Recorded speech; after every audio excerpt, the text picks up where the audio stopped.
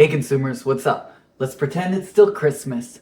So a lot has happened since we last spoke, and by a lot I mean not at all. I guess I'm called Flesh now. This whole video for today is all about learning life lessons, because who doesn't love to learn a life lesson every once in a while, right?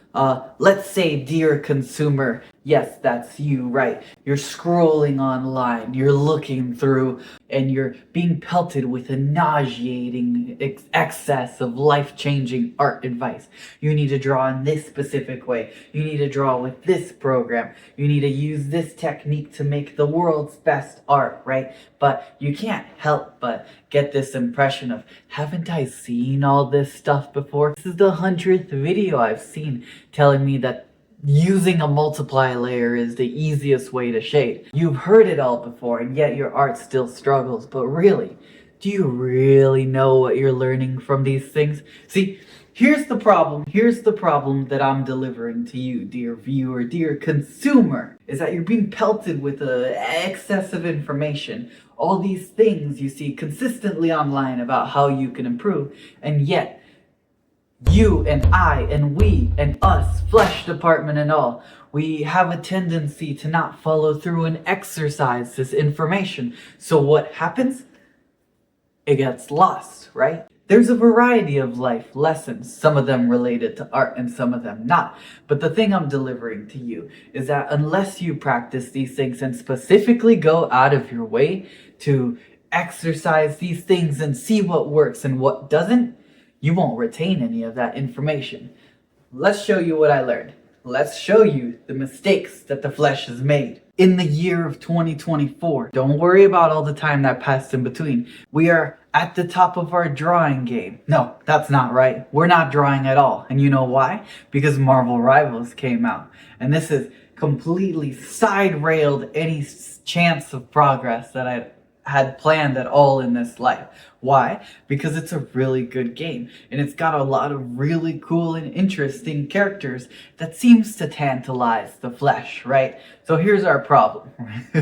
We're not drawing enough. So we're gonna get back into it, and we're gonna do it by making some Marvel Rivals fan art. Alright, so this is the first one I wanted to do. The flesh department has preferences, and those preferences at the current moment seem to be Squirrel Girl. So I wanted to do fan art of her, and around this time was when her Lunar New Year skin came out.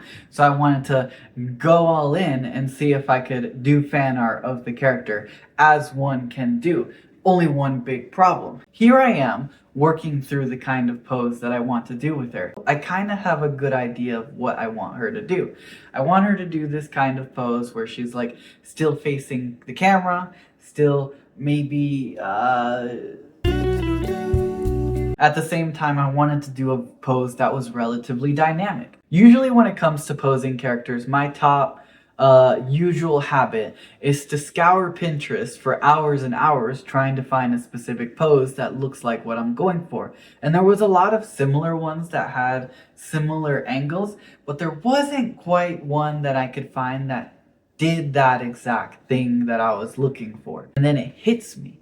Pinterest was never the answer. Pinterest is not the answer for most things now. And there was a solution to my problem and how I could get the exact pose I wanted with very little effort at all. And all I had to do was go touch some grass. So what I do, while my dog is bothering me to go take him out, right, I'm sitting out there and thinking, how am I gonna do this? I pull out this innovation of the future, and believe it or not, dear viewer, what I'm talking about is the thing your face is already strapped to right now, your phone camera. What I did is I opened up the camera, I switched it to video mode. This part's really important. You don't want to just use the camera feature.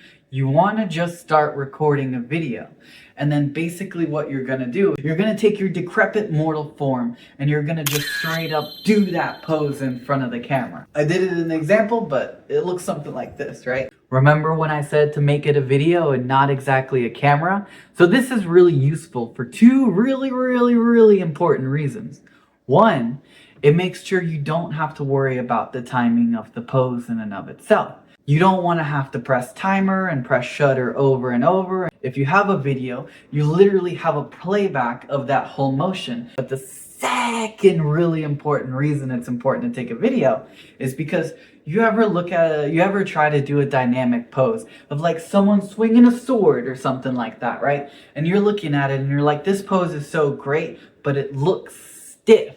And this is really important for when you're doing poses because believe it or not, dear viewer, you are not made of metal. You are this bony lump of flesh that can stretch and exaggerate, and these joints can move in ways that they've never intended to move.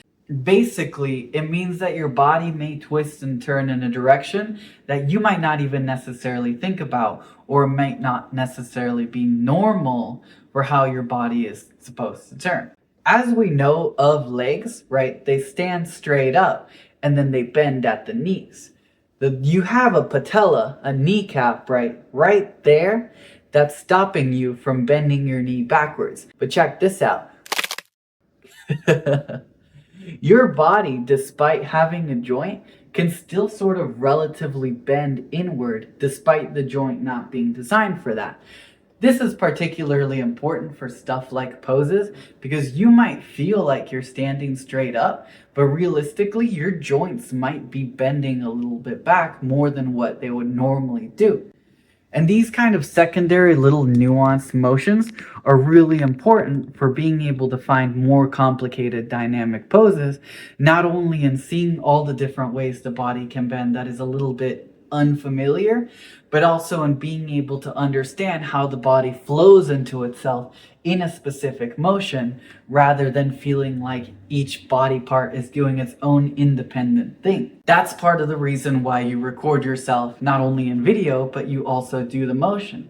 Because by doing this pose yourself, you're developing a better understanding of how that motion works and what each body part is doing as you follow through with it. So overall, despite struggling with this pose for a while, that made things a lot easier. And if you don't count the time I wasted on Pinterest, that sped up 1/3 of my process with getting through this drawing. Once I had this pose, it was super easy. I just cleaned it up, lined it out, colored it out, messed around with some halftone stuff, hash brown, whatever, and then it was complete, and it was perfect, and it was amazing. But the people wanted more, which brings us to lesson 2.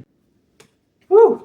So lesson 2 is all about learning not to fear technology. For this next pose, I wanted to do something a little bit more complicated, and I wanted to draw one of Marvel Rivals' favorite characters right now, Magik. I don't play Magik a whole lot right now, mainly because I'm really bad with her.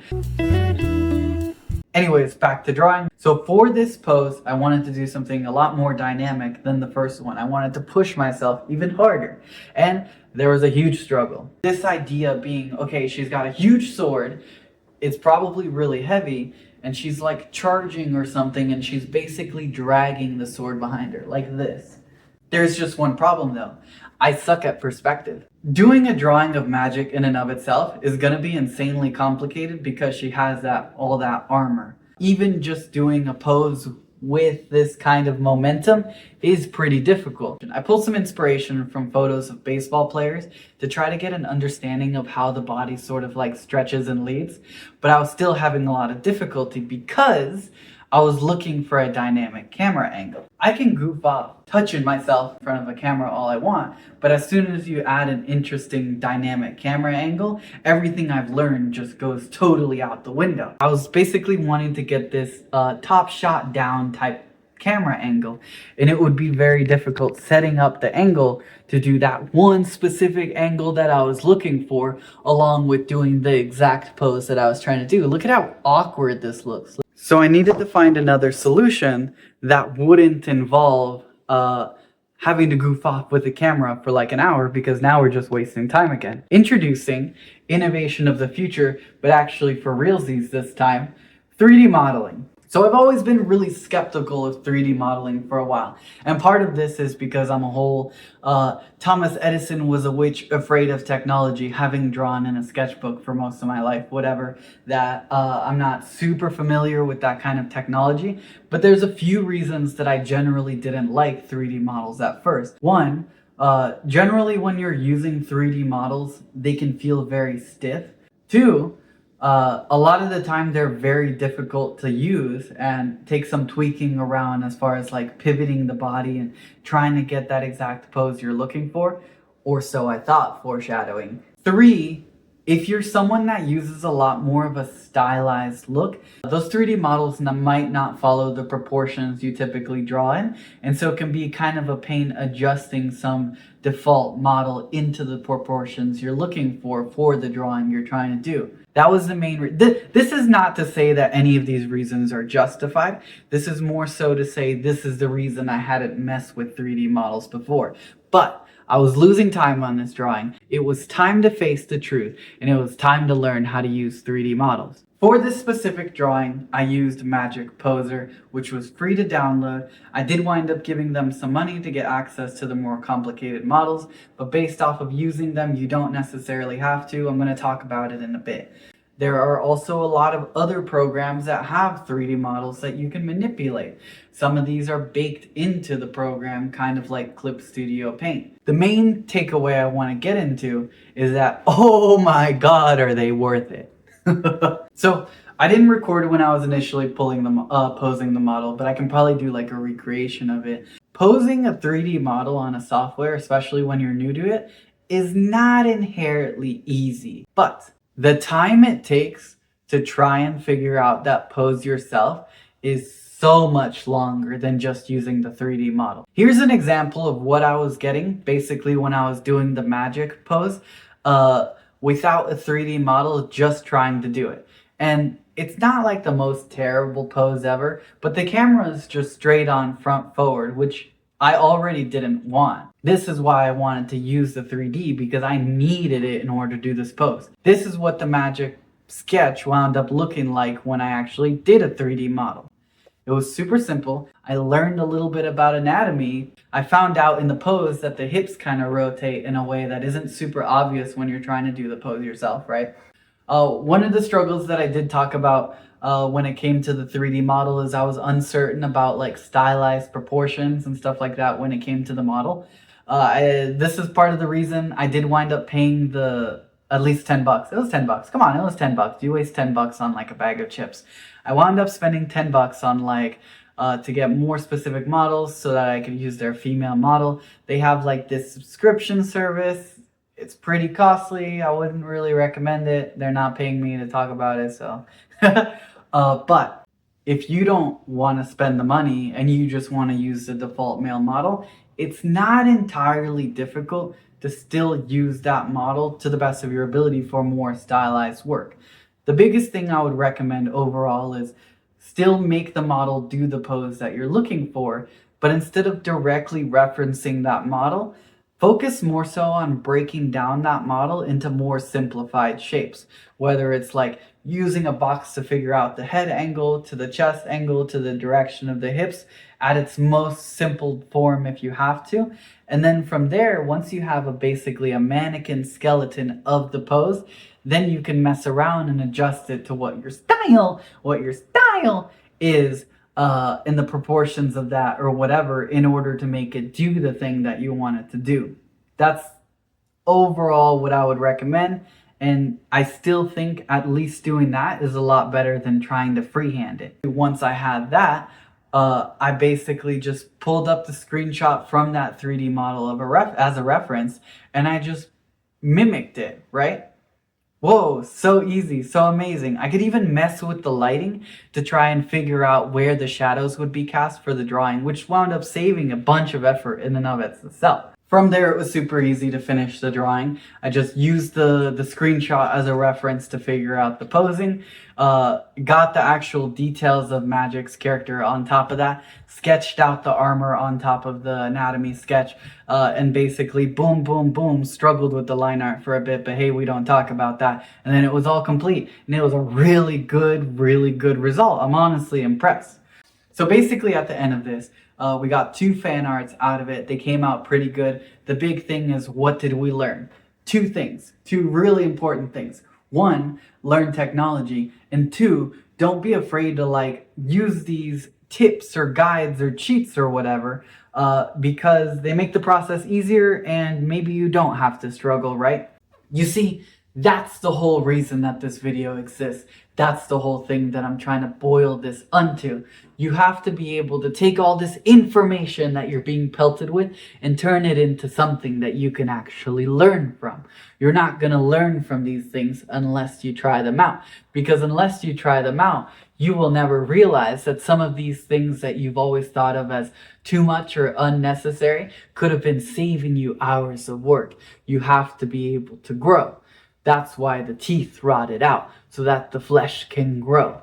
Because should you not grow, the flesh department will be doomed.